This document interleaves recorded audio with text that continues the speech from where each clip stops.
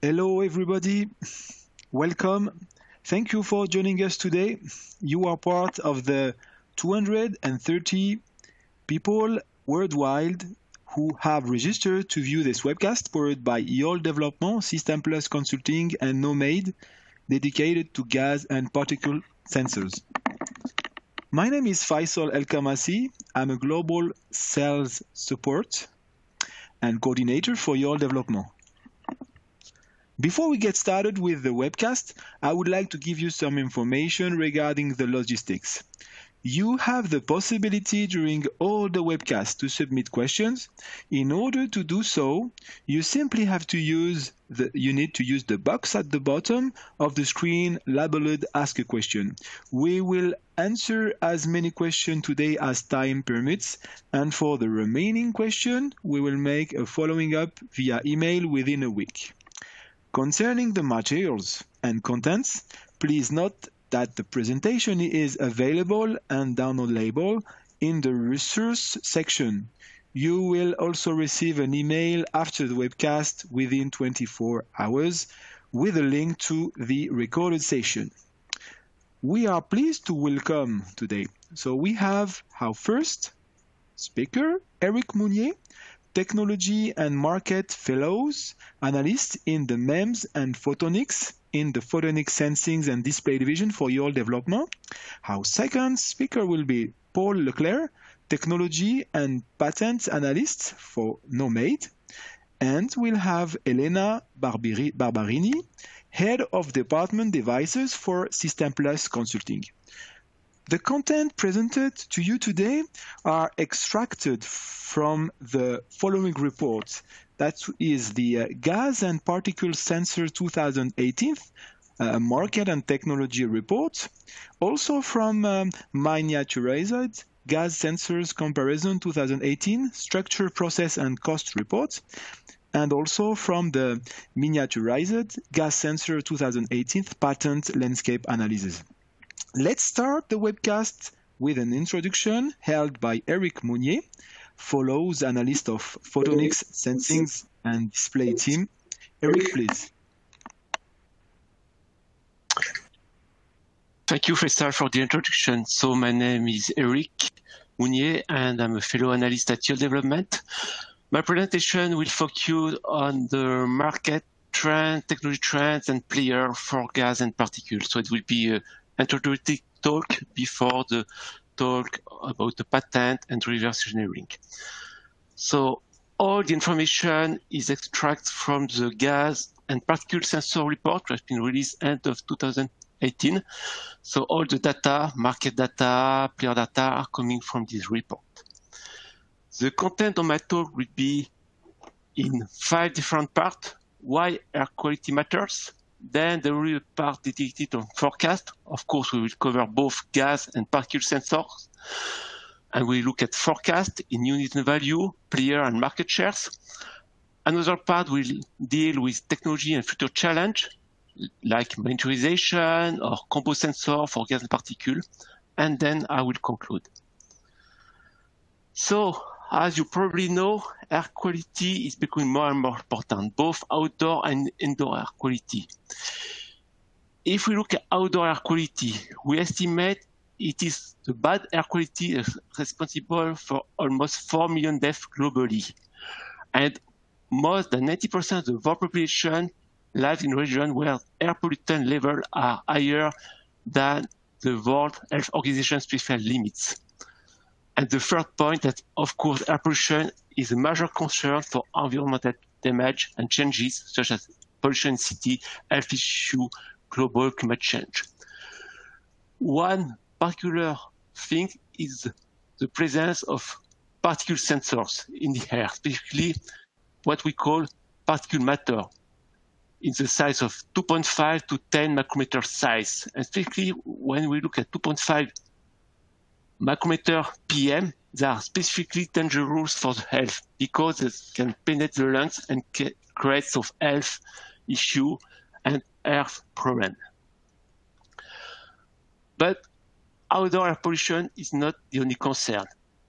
In some countries like China, indoor air quality is becoming a commercial concern. You can see from this picture taken in a hotel room that in the TV screen, you can check when you are in your room the quality of the air outside and inside. So both outdoor and indoor air quality is becoming a concern. That's why we need more sensors with improved performance, lower cost to check and monitor the air quality.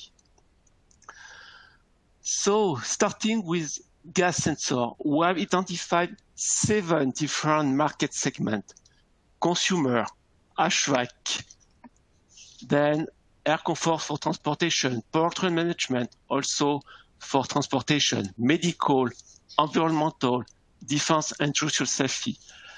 These 7 segments are classified according to technical and business requirement. If we look at the technical requirement, we make the distinction between the lifetime of the sensor, the size of the sensor, the type of environment will be soft or harsh environment, and the sensitivity. For example, for defense, industrial, environmental application, we need ppb sensitivity. Another criteria of selectivity for the segmentation are business requirement. Will it be a mature market, a growing market, or emerging market? And also we have a high level of regulation or a low level of regulation for classification segment. For example, of course, for transportation, for the car industry, but also for medical or for defense, there is complex regulation. So it's not so simple to introduce a new gas sensor for this domain. Looking at the gas sensor forecast in value, we forecast that the market will grow for more than $700 million in 2017 to almost $1 billion in 2023. This is a 6% growth rate. Looking at the different segments, transportation segment represents the largest share of the gas sensor market with 2 main applications. The first is powertrain management, and we include here lambda probe for oxygen regulation, oxygen control in the engine of the car. And there are 1 to 2 lambda probe by car. That's why there is a high volume and high value. But there's another growing application for transportation, this air comfort. And this application will see the highest growth, 15% growth rate over 2017 to 2023. In terms of volume, here we estimate that in 2023 we will have almost 260 million units of gas sensor shipped worldwide. Here again, because there is 1 to 2 lambda probe in a car, powertrain management sensor will contribute to almost 80% of the total volume. We do not expect to see a change because of electrification, because electrification is a slowing trend. So there we still have 1 to 2 lambda probe by car in the futures. Looking at the market share, it's a very fragmented market. Actually, the top player, Bosch, Delphi, NGK, and TK, are market leader because they supply lambda probe. The other player, MSI Gas Monitor, Honeywell, Figaro, IMS, Tenko Group, are more focused on industrial or consumer applications. The second application for air quality sensing are particle sensor. And here we got 5 different segments. The segments are indoor depollution system, air comfort for transportation, here again for car application, semiconductor and pharma clean room, environmental and industrial safety, and powertrain management. To classify the segment, we still have different criteria, business and technical criteria. So we have classified this segment according to technical criteria, which are the concentration of particle. Will it be a few thousand particles per square meter, cubic meter, a few million particles, few billion, or soot level for power management application, and also the particle size between 1.3 to 10 ppm. The business criteria will be here again. Also, will be emerging, growing, or mature market, or the regulation will be a low regulation or complex regulation. Here again, if we look at semiconductor and pharma clean room, or air comfort for transportation or powertrain management, we are concerned with automotive application. The regulation is complex. On the other hand, for indoor depollution system, which are used for construction, for building application, there is a low regulations. In terms of forecast, the market forecast for particle sensor will grow from $150 million by 2017 to $200 million by 2023. If we look at the different applications, different segments, the indoor depollution system will have the highest growth with 12.5% growth rate. Actually, the air purifier market is expected to ship around 20 million units annually by 2020. The Chinese market currently accounts for more than 95% of the global air purifier market with products using the sensor and DOC sensors. In terms of volume, we estimate that by 2023, more than 30 million of particle sensors will be shipped worldwide. The largest contribution will be from particle sensor embedded in indoor depollution system. You can see that actually more than 95% of the market for particle sensor will be for indoor depollution system. The other segment, air comfort for transportation, powertrain, environmental and industrial safety, or semiconductor and pharma clean room, will account for a very small part, maybe less than 5% of the total market volume. The players for particle sensor are less numerous compared to the number of players for gas sensor. Actually, there's only a hand of players like Char, Plantover, Schneider, and Paracon, which account for more than 80% of the total market volume. Sharp is leading the market unit with 32% of the market sensor shipped in 2017. This is the market share in volume. In value, the graph will be totally different, with different players doing particle sensor for industrial application leading this market, like, for example, particle measurement system with the market leader for industrial applications. One particular country is China, but also Japan and Taiwan. Actually, the Asian players are developing their own technology portfolio for their local market, and they have different dynamics. Historically, Japan has been one of the leading countries developing gas sensor with companies like Figaro, for example. We also have Taiwan with a lot of development doing by the E3 Institute, which is currently turned into commercial development through the creation of startups. And also China, which set up a full supply chain from the sensor to the artificial intelligence to develop a solution around the use of gas and particle sensors. If we look at different technology for gas sensing, actually,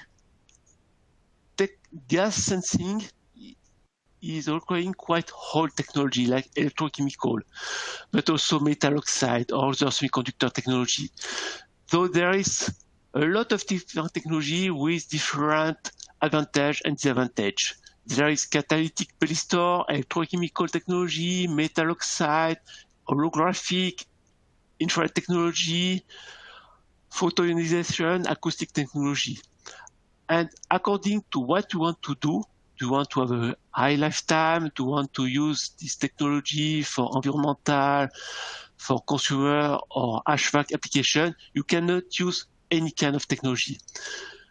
Metal oxide is a technology which has the wider range of applications. You can use metal oxide for defense and industrial safety, for transportation, medical applications, for consumer, or for air quality for ventilation.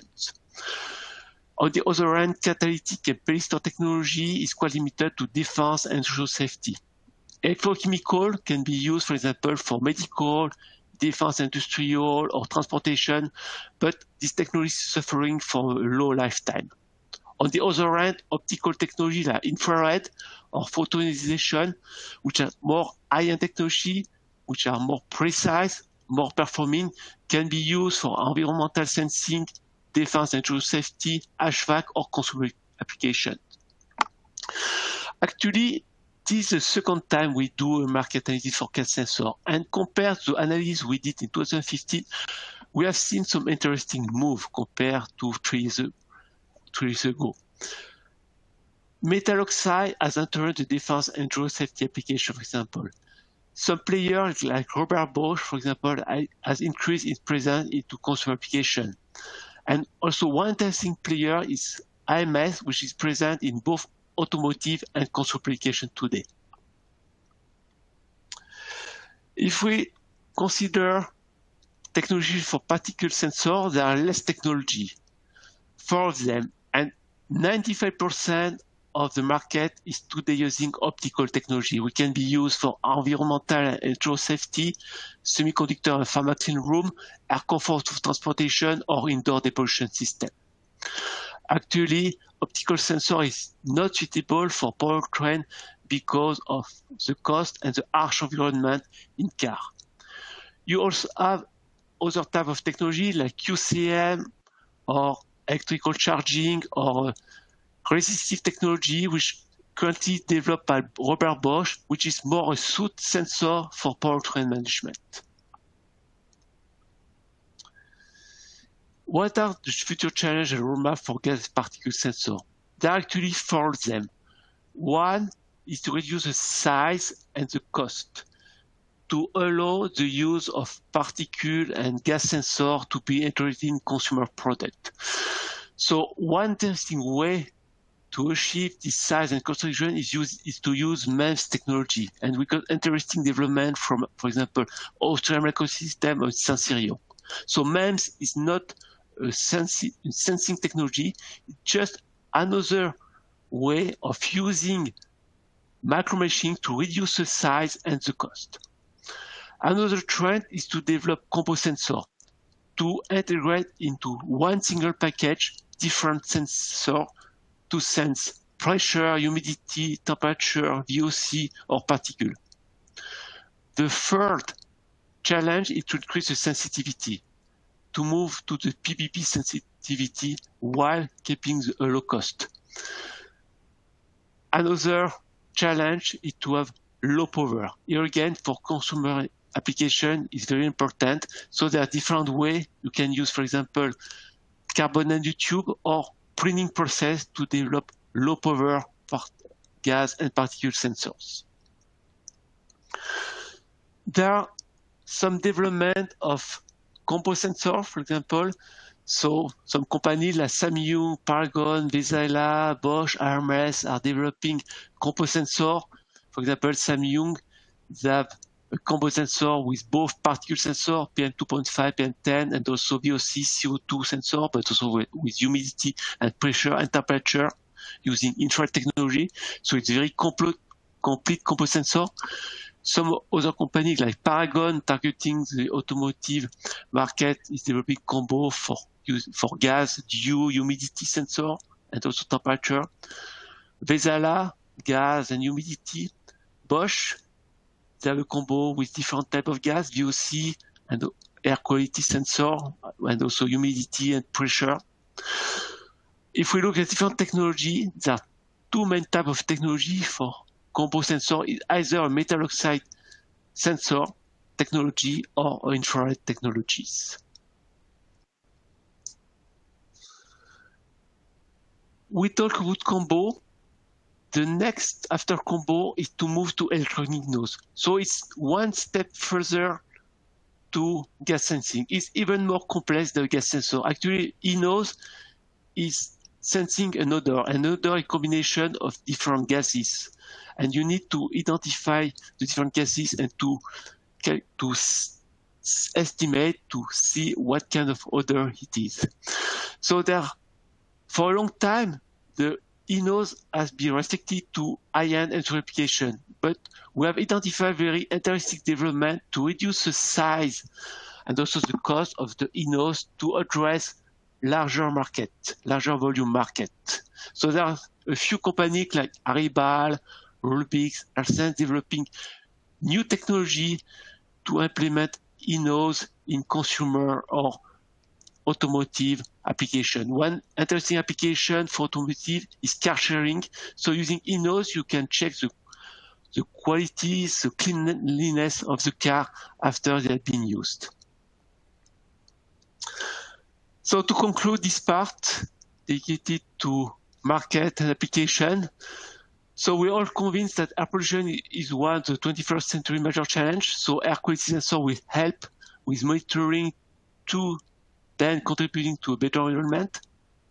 There is also a new demand from the car industry for gas and particle sensor for in-cabin air quality and also powertrain management.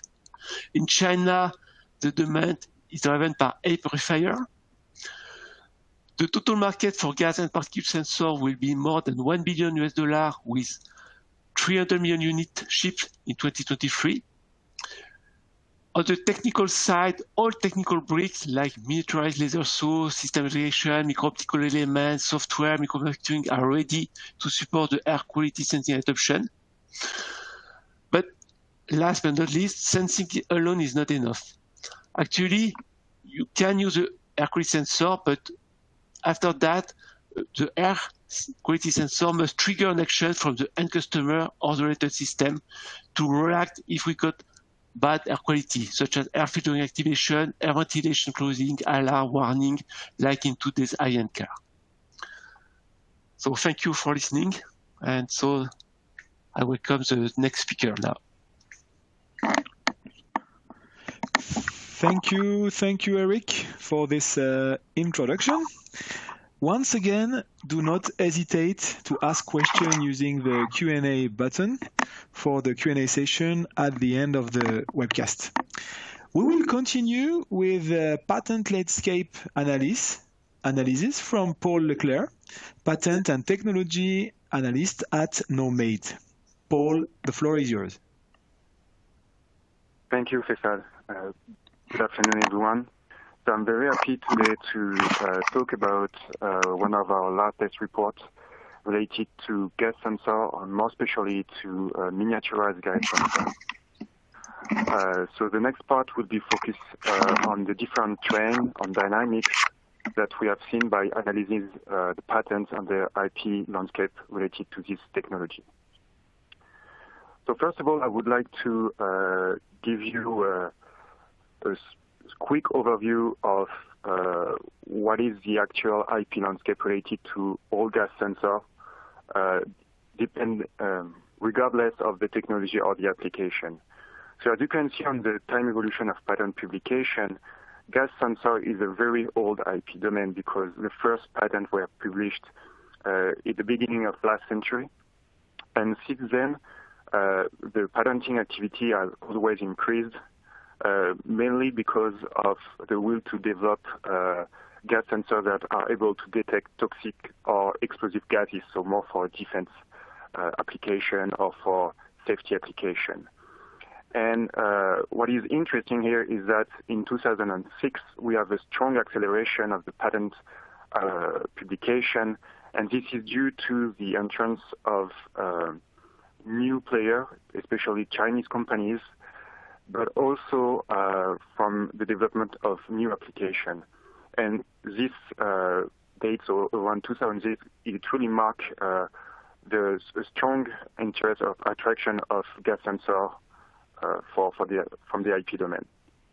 However, as you can see, there is a lot of patents. There is more than 69,000 patents and invention, and it's almost impossible to analyze all this data. So at Nomad, what we've done is that we focus on a very dynamic IP domain, which is a miniaturized gas sensor IP landscape. And this is what I'm going to discuss in the next part of my talk. So if we could focus on the miniaturized gas sensor IP landscape. As you can see, it's also a quite old IP domain because it started at the beginning of the 80s. And as for global gas sensor domain, the miniaturized gas sensor IP landscape are continually grown since then. And again, we noticed a strong increase of the patenting activity this last year with the peak in 2017. And the question when we see such a peak of such an increase of the patenting activity is to know what are the drivers of such an increase of the patenting activity and what players are involved in this increase of the IP landscape. So this is the answer I'm willing to answer in my talk today. So if we look at the different technologies that are mentioned in the patents related to miniaturized gas sensor, we have identified several technologies, and among them, 4 emerge as the very important technology. The first segment and the main segment is electrical gas sensor. This that is by far the main segment in terms of volume, but also is the segment that shows the highest growth rate in the last year, even if it's already a high volume. And if we dig a little bit, among all the electrical technology that can be used, graphene or carbon nanotube-based gas sensor, but also gas sensor using special chemicals and coating are the 2 main segments that are driving the increase of the patenting activity. The other segment that is very interesting and can explain the high growth rate of the last couple of years is the electrochemical gas sensor segment, which has the highest growth rate. And here it's a little bit different because the growth rate is mainly due to the strong activity of 2 players that are Bosch and NGK, that are already 2 main IP players, but also 2 main market players. So this is very interesting because it could be a very, let's say, dynamic and dynamic IP landscape in the future. And finally, the 2 last segments that are interesting are the resonance and optical gas sensor.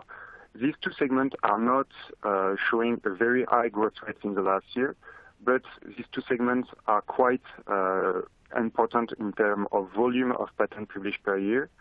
And so these 2 segments are also addressed by the main IP players. So these 2 patents are not, these 2 segments, are not the ones that are really driving the growth rate, but these 2 segments are very important from the IP point of view. Now, if we look at what are the players involved in the miniaturized gas sensor IP landscape and on what kind of technology they are interested in. In fact, there is 3 main kind of IP players that we can identify. The first one are key IP players that have an historical activity. So, for example, Honeywell, TDK, Siemens, Ford, that used to have a high patenting activity, but that have also decreased their number of patents published per year since about 5 or 4 years. And so these players are now strong IP players because they have key patents and they have patents related to old technology that have been very important, but they are not the players that are now really involved in the growing patenting activity related to miniaturized gas sensor. So they are important from the IP point of view, but from the development point of view, they are not the drivers of the IP landscape. If we have to look to explain the high growth rate that we saw previously, we have to look at other players. And the main, let's say, the most easy way to understand the growth rate is to look at the IP newcomers on the bottom of the table, because as you can see, there is a lot of newcomers. And here what is interesting is you can see a lot of Chinese players and small or small companies like Sensorion or Microjet, but also you have some very interesting and big international companies like Analog Devices, Sumitomo, Inhabitants, that have started to publish patents related to miniaturized gas sensor. And this shows that even if gas sensor is an old IP domain, there is still room for this player to enter the IP landscape, and also that show that this IP domain is still very attractive. And finally, the last kind of IP player that can explain the very high activity, patenting activity in the last 3 years, are the key IP players that are still active. And if you look at the names that are on the top of the table, you can see that there is 2 players that emerge as the 2 key IP players for today. And these 2 players are Bosch and IMS. And I would like to show you that these 2 players are really the 2 that drive the IP landscape, and the competition between these 2 players could be very important regarding the IP landscape in a couple of years. So if we look at the competition of these 2 players and we try to understand what is happening at the IP landscape, in fact, we have 2 very different IP strategy. Bosch is the IP leader, is by far the IP leader, and also is an historical IP player that benefits from an old IP activity.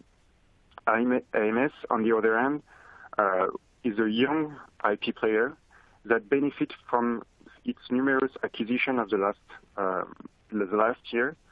And thanks to this acquisition and IP transfer, IMS is now able to compete against Bosch and to be one of the strongest IP players. And if you look at the segments these 2 players are involved in, you can see that regarding the main segments of the electrical segment, these 2 players are now neck and neck, and they will keep fighting regarding the leadership of the segment. In some other segments, so for example, graphene or carbon nanotubes, you can see that AMS, thanks to the acquisition of key patent, has now a strongest IP portfolio than Bosch. This is the same thing for the thermal segments. On the optical segments, the 2 players are now looking to develop and to strengthen their position regarding this segment, but Bosch is still leading the way and will keep his advantage against IMS. So these 2 players will really, let's say, fight for the IP leadership in the couple of years, and this would be the 2 main IP players to follow to see what is the driver of the IP landscape.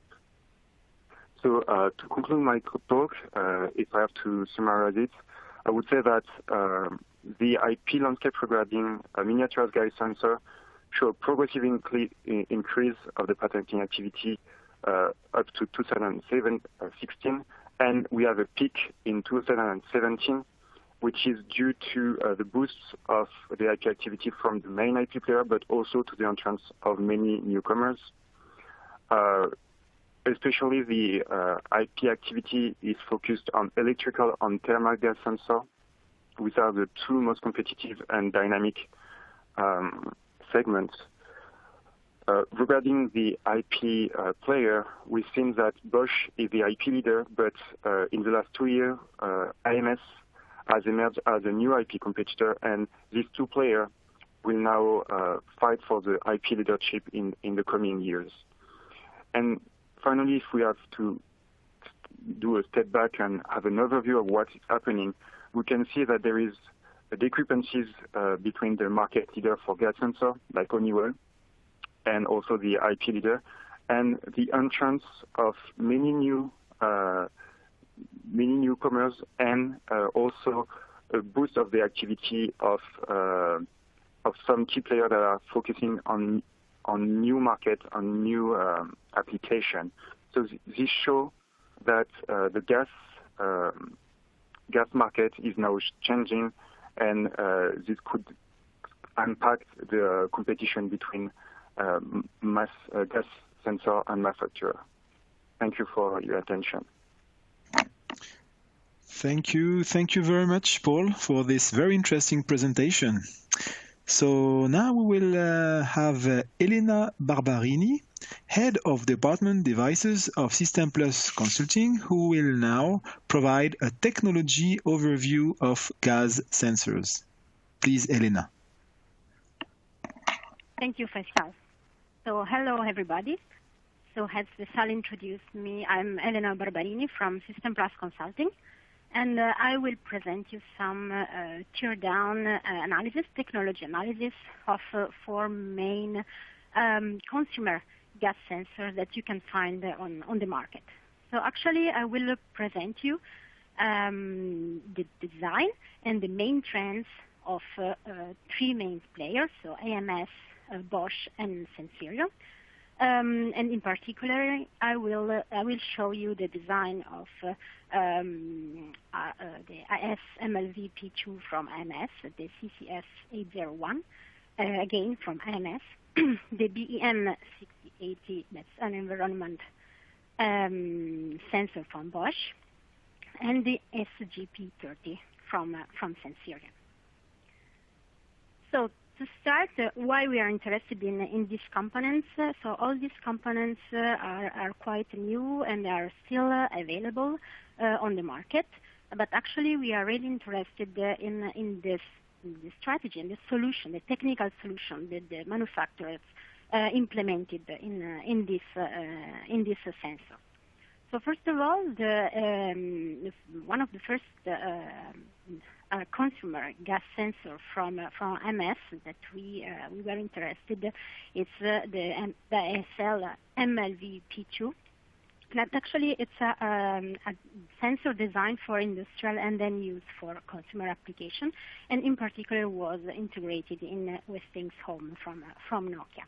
It's a VOC and carbon monoxide CO sensor, and actually it's composed of a single die inside the module. But as you see, the size of the complete module is quite big. It's 9.2 by 9.2 millimeters. Then we have, so actually then IMS decided to modify their system. They proposed a new solution designed in collaboration with Cambridge, a CMOS sensor. So that actually was featured in the high cycling wristband. So actually a really consumer product. Again, this device, it's a VOC and carbon monoxide CO sensor. And if you have a look of the size of the packaging, you see that actually the packaging decreased from 9.1 to 9.1 to 3.3 by 2 millimeters. So the main reasons that allows the decrease of the size of the sensor are in the manufacturing itself. So both the sensor includes just the MEMS to show what's inside. So actually, they just include the MEMS without ASIC. But the main processing that they use to improve the design and decrease the size of the MEMS are actually the use of deep reactive ion etching instead of KOH etching for the cavity, and the use of stealth dicing instead of saw dicing to cut the die from the wafer. Now, so this is the main solution. So use one MEMS for device. Then I want to introduce the Bosch environment sensor. So actually you will find a pressure, humidity, gas, and temperature sensor in the same component. It's a good, I think it's a really interesting component because it shows the integration of different type of sensors and also the integration of the ASIC inside the module. So as you see, the dimension of the module, it's similar to the latest IMS, and this module it's integrated actually in a really consumer product the smart case, iBlade smart case for the Galaxy S7.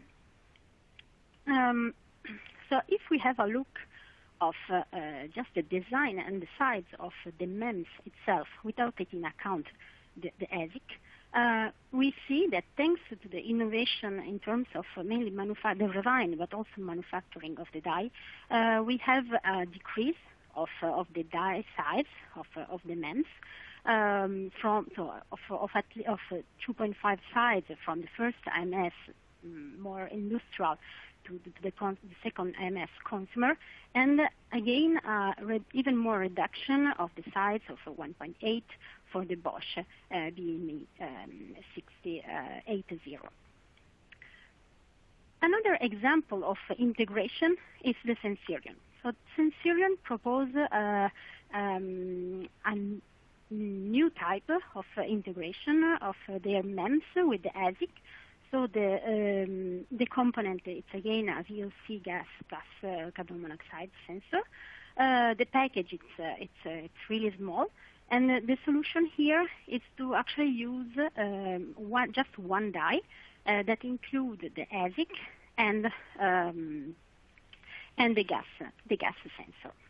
So if we compare the four MEMS, I would just want to show you the difference of the four MEMS. Here you see at the scale the size of the different devices. If we so we really see a trend of decreasing the size of the MEMS, but also a decrease of the active area. So here you have a look of the membrane and the size of the membrane. IMS, they designed their sensors. So actually, thanks to the manufacturing process, they decreased the complete size of the MEMS by keeping the same surface, the active surface. Bosch decreased even more the diameters of the sensing part, and Sensirion also is a size quite similar to the Bosch.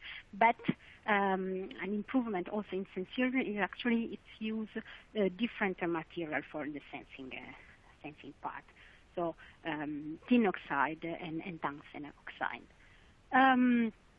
If we have a look to the MEMS, we see also that actually the MEMS of Sensirion it's quite big compared to the latest Bosch.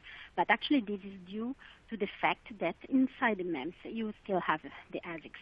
But in the Bosch it's in the packaging but outside from the die.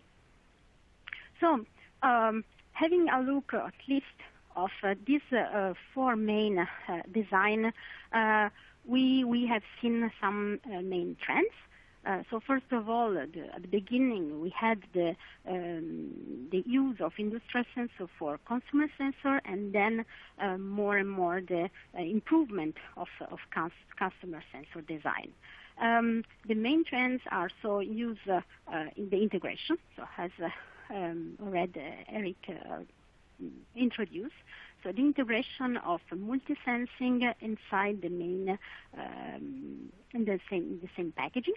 So two types of integration can be integrated different type of sensing, but also integrate the MEMS plus the ASIC. So in that case, the ASIC it's much more closer to the die and to the MEMS. Another improvement are in the size. So we see that the size of this sensor are decreasing a lot thanks to the manufacturing process, and also the use of different material in the same sensors.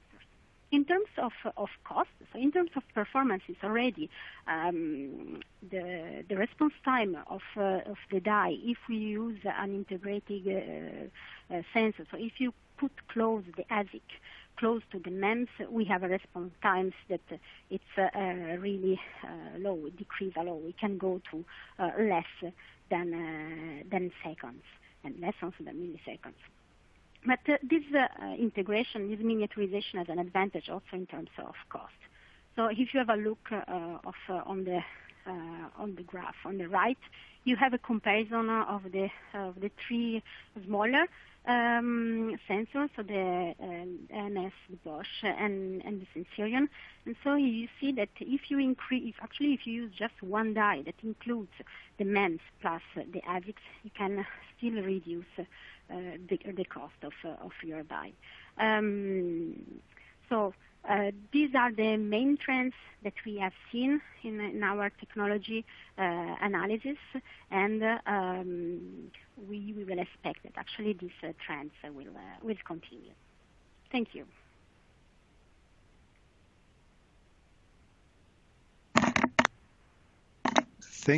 Thank you very much, Alena, for this very interesting presentation. We are now going to the wrap-up, and with Q&A question session. We have a few minutes for that. We will answer as many questions today as time permits, and for the question we are not able to have not time to do that, we will follow up via emails on the remaining question. One question would be for Eric. Eric, a question is, can we consider that gas sensing includes odor sensing? Okay. So thank you, Faisal, for the questions. Actually, in the forecast I've shown today, other sensors are not included. There are different applications and different technology. Of course, for a long time, the other sensor or the electronic noise have been used, but processing and software, because analyzing an odor is not as simple as analyzing a gas. And for a long time, the application has been, as I mentioned, industrial application or food processing. Now we see new application, disruptive application coming for transportation, for consumer. But here again, it's not so simple to analyze an odor. So you can use a gas sensor, but you will need many of them. And then after the sensor, you need to have a lot of software and the processing. Some other companies are using more innovative technology based on optics, like plasmonic, to miniaturize the INOs and then to analyze the odor. But here again, personally, I make a distinction between gas and odor. So in the slide I've shown today, in the forecast of this, I do not include the odor sensors. Okay, thank you, Rick. Another question would be, how do you foresee MEMS technology for environmental sensing? Oh, okay, so I can also answer to this one. So MEMS is quite specific because if you want to develop a gas sensor for a specific application, you need to select the right technology. Will it be infrared, will it be metal oxide, electrochemical, and so on. And here, MEMS is a manufacturing technology, not a sensing technology. But it's very, it gives a lot of advantage for reducing the size of the gas sensor, and specifically important for consumer application. So Alena has shown some very nice development, product using a deep etch for the cavity for gas sensor. So we believe that the MEMS is likely to be more and more used for the gas sensor. For particle, I don't know, because particle are different technology, and most of the technology for particle is optical, so it's not MEMS technology. But for gas sensor, MEMS will be more and more used, we believe. Thank you, Eric. One question would be for Alena. Alena, which is the most common material used to manufacture the heater structure? Yeah. So actually, from our analogy, we have seen that the most common material for the heaters are platinum and tungsten.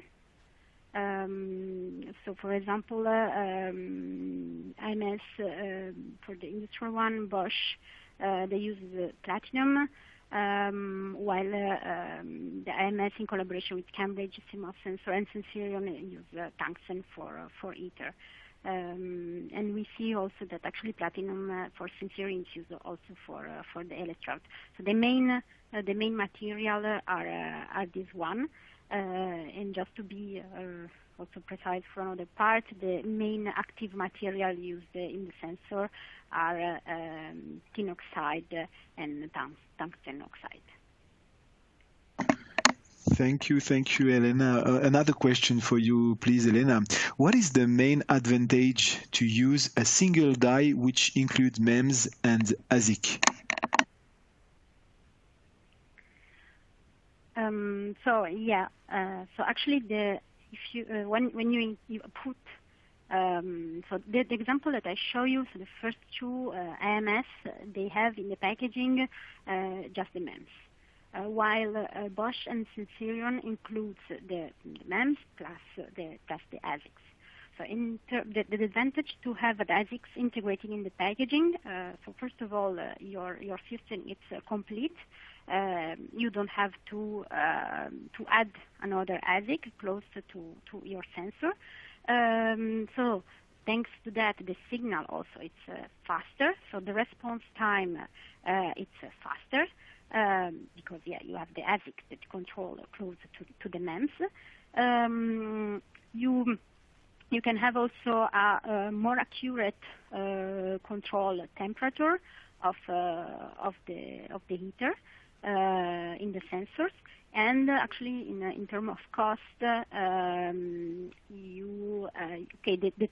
module itself is cheaper if you don't have the ASIC, but then you have to consider that you need to control your device.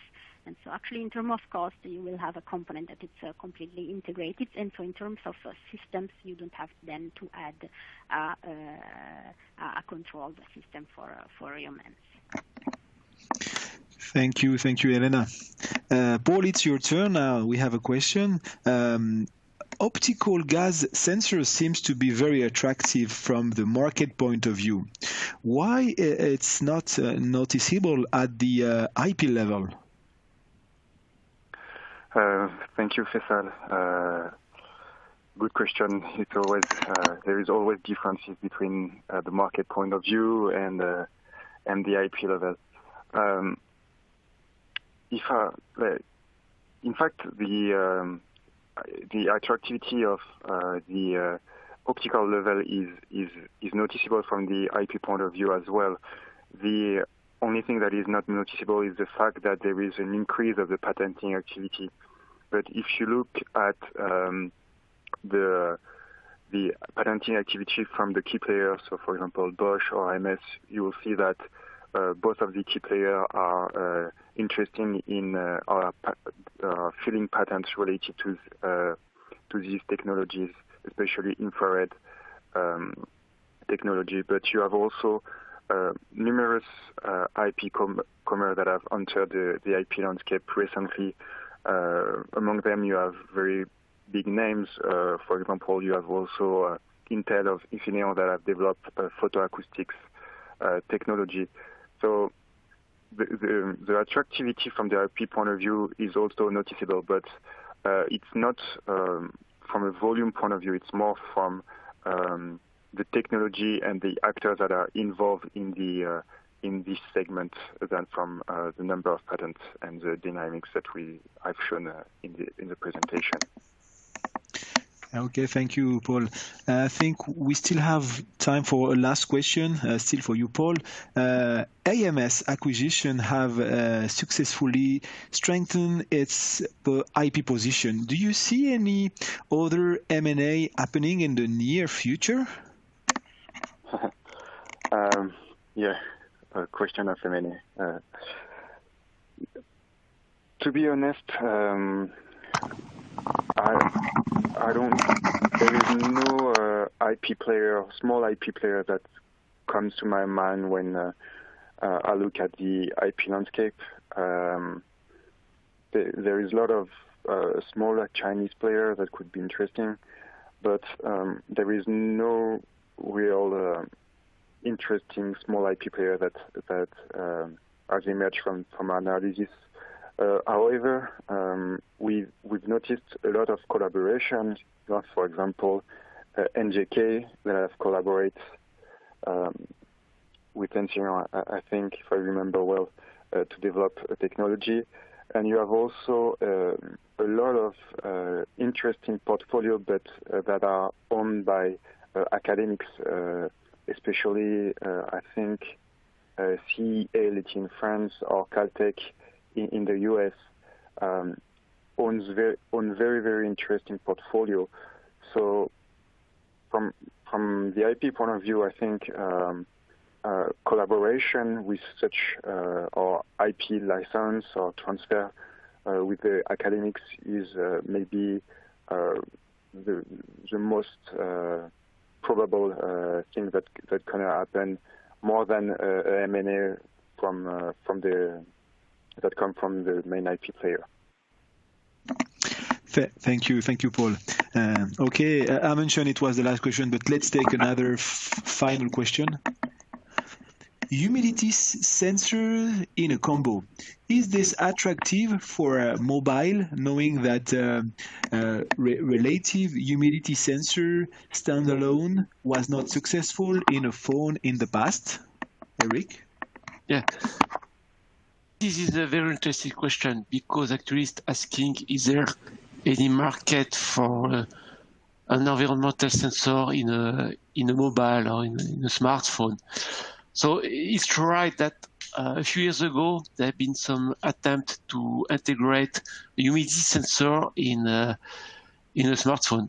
It was a Samsung smartphone, but it was for 1 year, and then Samsung decided to remove the humidity sensor from the smartphone, and the company manufacturing the humidity sensor actually was in big trouble at that time. But beside that, I think that using environmental sensor in a smartphone or a mobile is asking the question, what is the user case? So it's interesting to know if you are in a polluted environment, in polluted room, but you need to have some way to react to the pollution. So that's not so easy. And moreover, a few years ago, the smartphone maker were thinking about what kind of new sensor I could integrate into my product to add more value and to have more sensing capability. And then they developed some 3D sensing capability, like the iPhone X from Apple, and more imaging capability. So at that time, we believe that the smartphone maker is more focused, integrating more imaging, 3D sensing capability than integrating more vehicle sensors. So it's less of interest for the moment, I believe, to have environmental sensor. Compared to the forecast we did 2 years ago, we are revamped our forecast. So we believe there's still interest from this mobile community to have environmental sensor, but we need to find the right user case for such a sensors. Thank you, Eric. Okay, the webcast is ending. Within the next 24 hours, you will receive an email that will include the recorded session. Please feel free to share the presentation with who will benefit from it, from the information that has been presented, and find all our analysis and report on our website, imicronews.com. Thank you all of you for joining us today. Do not hesitate to contact us if you have additional questions. You can find your appropriate contact on the last slide of the presentation. Wishing you to have a good day. Bye-bye.